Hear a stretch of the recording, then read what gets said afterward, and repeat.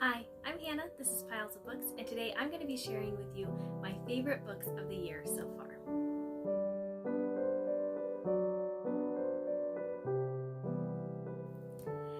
Okay, first let's address the elephant in the room.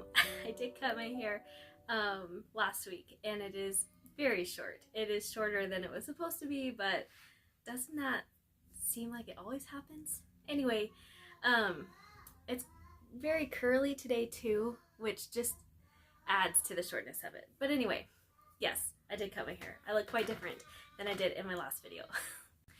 Okay, so we are currently in the middle of July of 2024, and I definitely have some books that have stuck out as favorites for me for the year. So we are going to talk about those books today. I've got 2 nonfiction books, and then I've got 6 fiction books, but I only own 4 of them.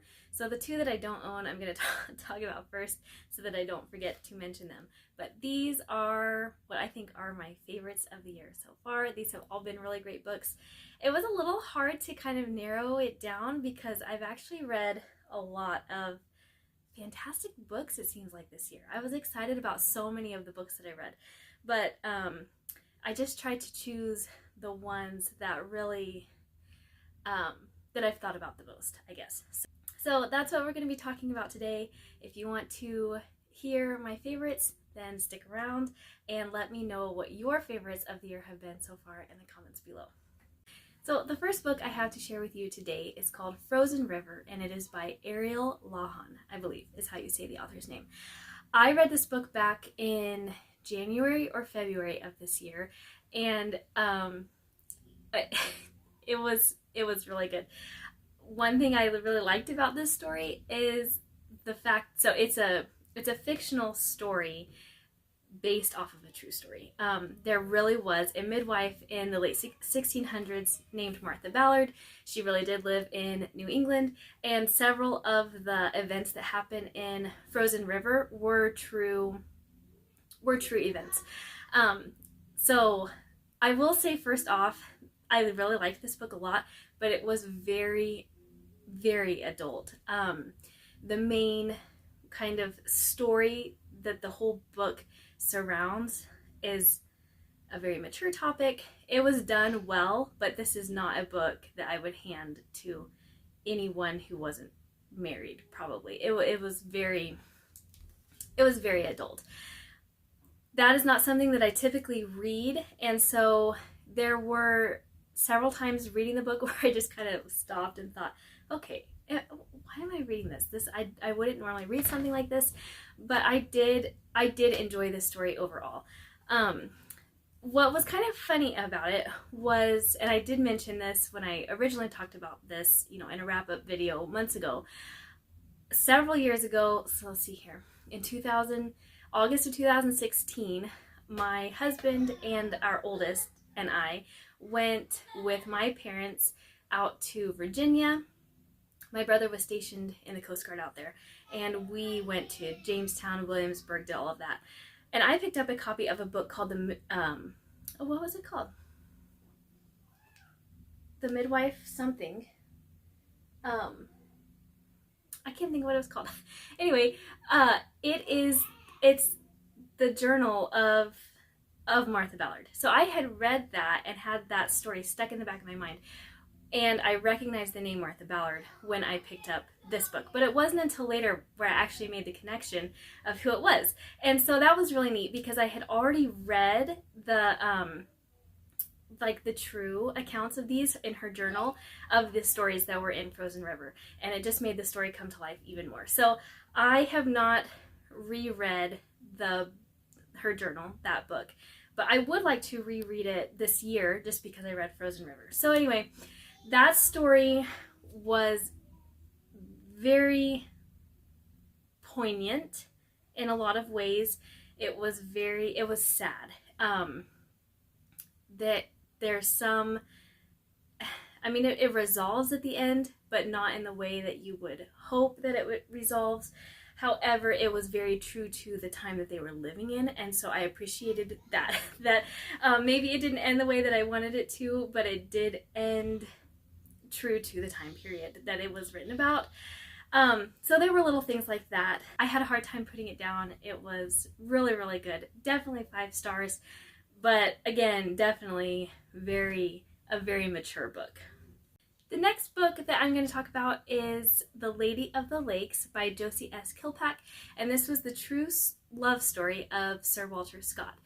I read this back in February, I think, and again, it has just really stuck with me all of these months later. I still rave about it when I talk about it with people in real life. It was a book that I really enjoyed. So again, this was a little bit out of, I don't know, my comfort zone, but I don't typically read romance novels. However, this one, you know, it was a biographical, or what's that called? Biographical fiction, I think is what the genre is.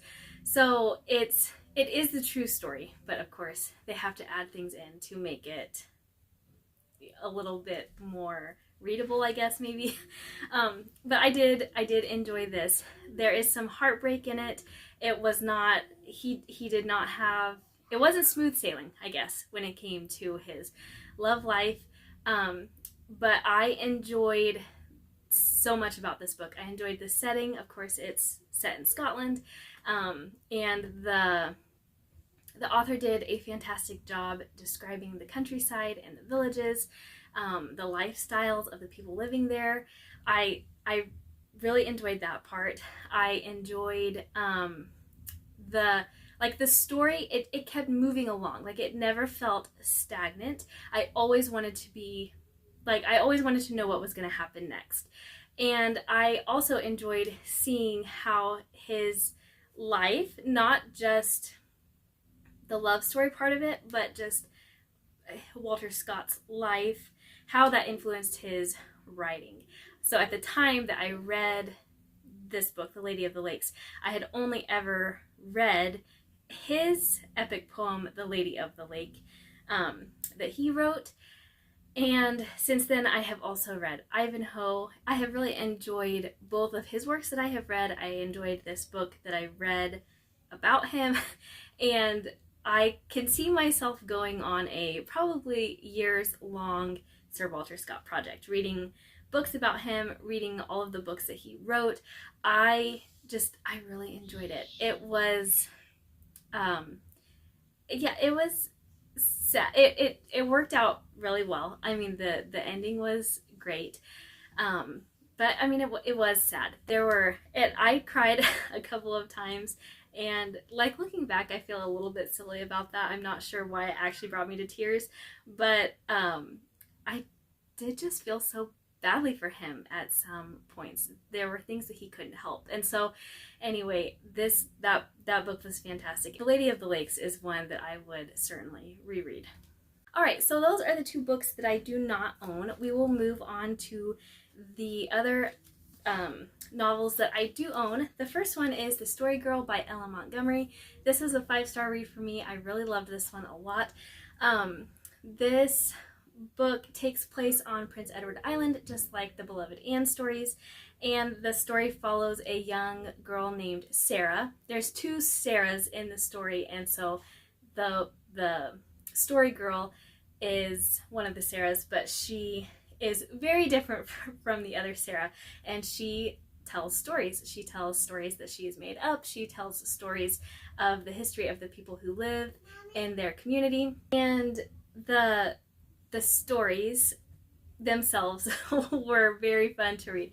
I really enjoyed this. I could see, again, it was one of those books that you felt like you were there with the characters. I loved the ages of the characters, the dynamic of that, I think. So it is kind of set there. Sarah, she's just a friend, the story girl, and then the other Sarah, I believe, is just a friend. But then the other children in the story are cousins, and so a couple of the cousins come to Prince Edward Island to spend the summer or part of the year with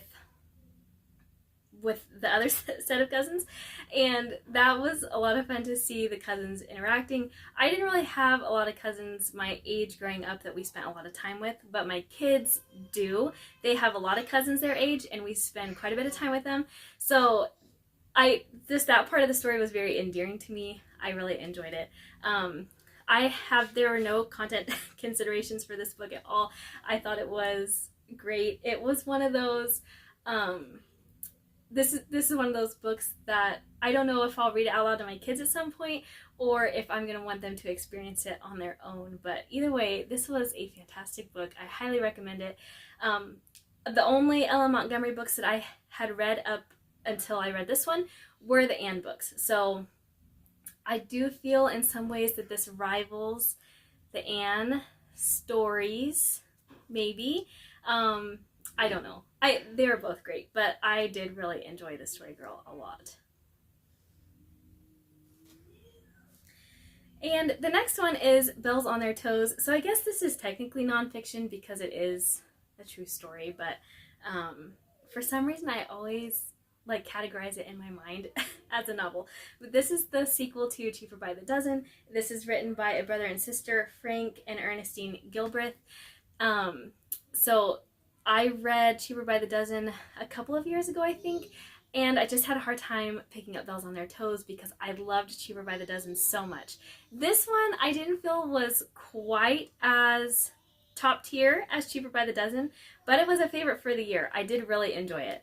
I don't want to say too much about this though, because if you haven't read Cheaper by the Dozen, the end there is kind of surprising, and this follows, of course, what happens after that. So it's unfortunate I can't talk about it too much, but I do hope that if you've read Cheaper by the Dozen and you haven't read Bells on Their Toes, that you will pick up this one at some point because it was quite funny. So Cheaper by the Dozen is centered around more when the children are younger. At the end of that one, I think the oldest is graduating high school, and of course there's 12 children. So this book is like the later years. The children are growing up and getting married and having kids of their own and going to college. There were so many, I don't know, there were just so many fun little stories in here. I really like this one a lot. And the next nonfiction I have is one that I just read and I just did a wrap up for in June, and that is North and South by Elizabeth Gaskell. I loved this book, and I hesitated a little bit putting it on here because it's such a recent read, but I have not been able to stop thinking about this book, and I think that's probably going to continue, at least for a few months. This is the first Elizabeth Gaskell I have read, and I loved it. It was so well done. So the story is about a young woman named Margaret. She is the son of a vicar and his wife, but her father, like at the very beginning of the book, her father steps away from the church and they have to leave her childhood home in the vicarage in the south of England, and they move to the north of England to a factory town. And so there's just a lot of things are just very different. She has to make so many adjustments to just her daily life, and just from the air they breathe to the food they eat to the things they do in their free time to the way that people are treated. So many things are different from her previous life, her previous home, and she has a hard time dealing with all of that. I did feel like a lot of people die in this book. That it would just seem like there were just quite a few people that were dying, and so that was a little bit hard, but I'm guessing it's probably very true to the time period. So while it was unfortunate, I could see, why some of those stories were brought in, or all of them, I guess. But anyway, there were some surprises in this book. There was some anticipation in this book. And then Margaret, for most of the book, she really dislikes a man who he owns a factory in the town where she lives now.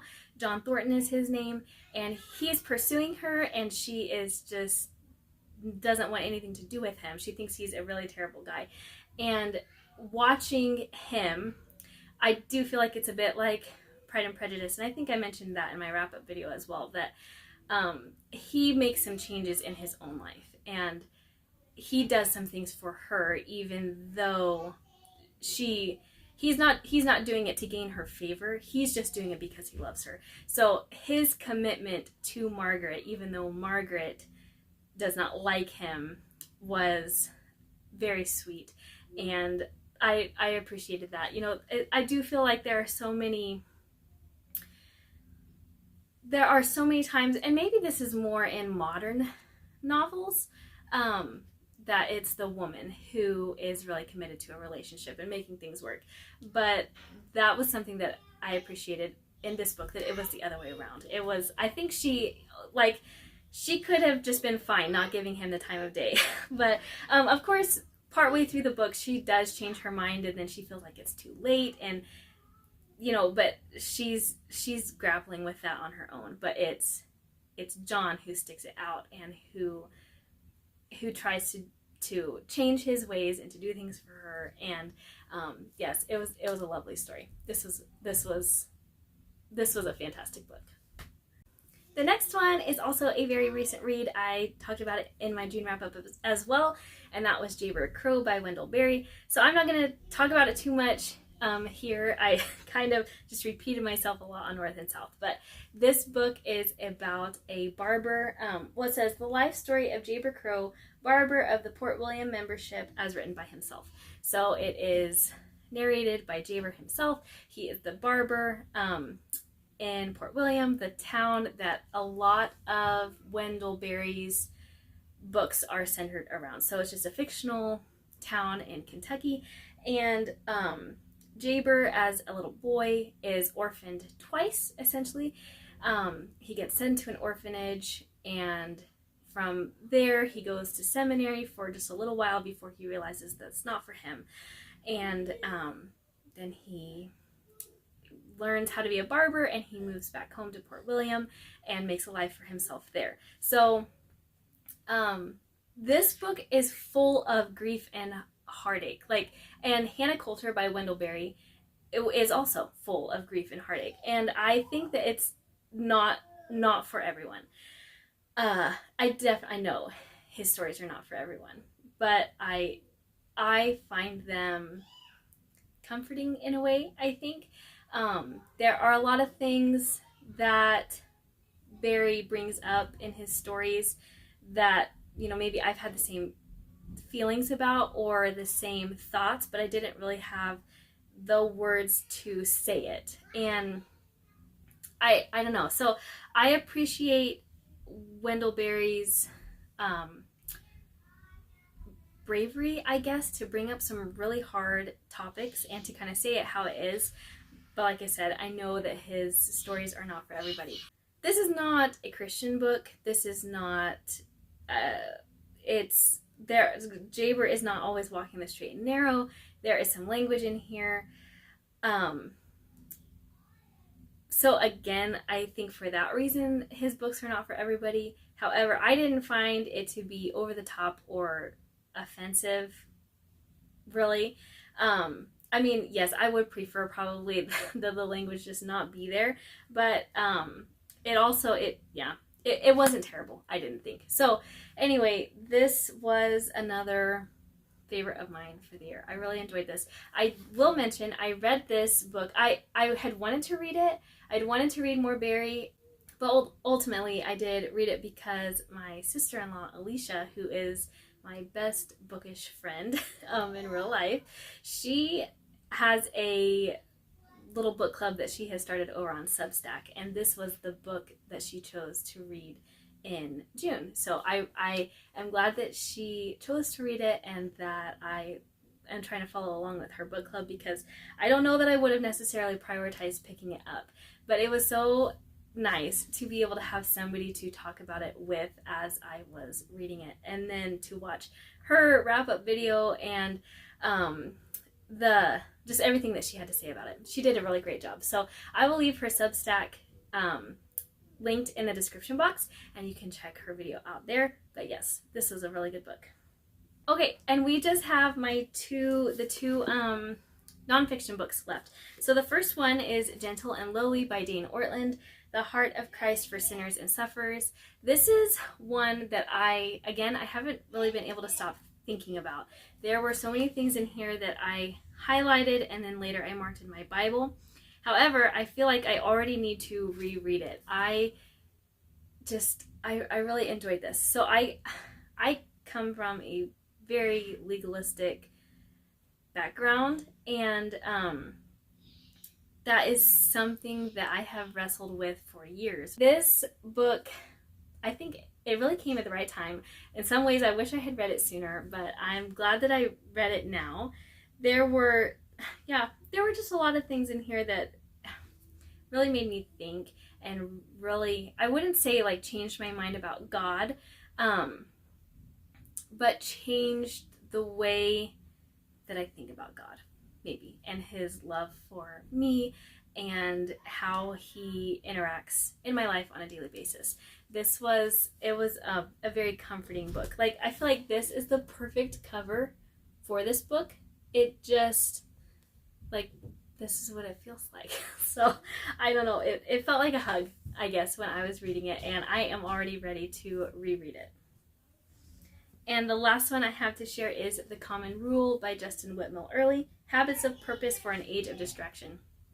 This book was fabulous, and I have so many thoughts going through my mind how I want to put to practice the things that he talks about in this book.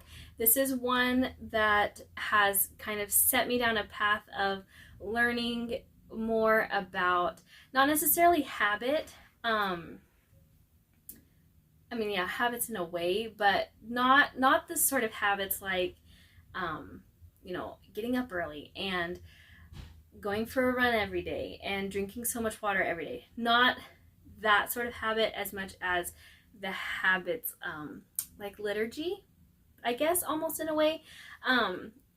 So this one, again, this is one that I already feel like I need to reread. I listened to the audio of it, but I do own the physical copy, so I would like to read the physical copy, and probably read it in tandem with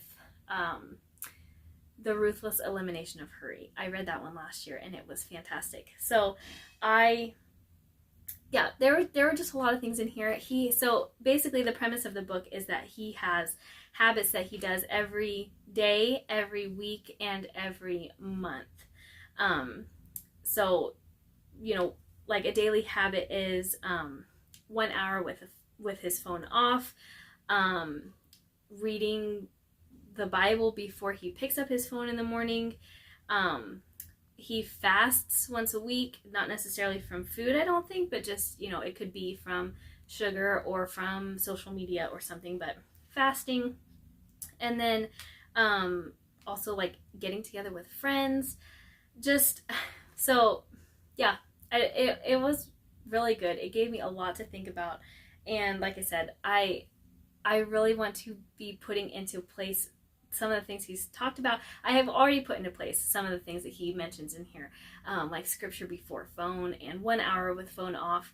But I want to be definitely more intentional about it. And I love this idea of like the common rule or the common life. I know that is something that like monks do. I was just reading about that in a different book, but anyway, just kind of, yeah, like living a purposeful life every day and having, you know, Christ be the center of that. So this was another fantastic book, one that I will absolutely reread, and one that has stuck with me ever since I read it back in, I want to say March. I think I read this in March, and I would say I think about it almost every single day. So it definitely was a good one. All right, so those are the books I have to share with you today. Thank you so much for being here. Like I said at the beginning of the video, I would love to know what your favorite books of the year have been so far. Thank you very much for being here, and we will see you in the next video.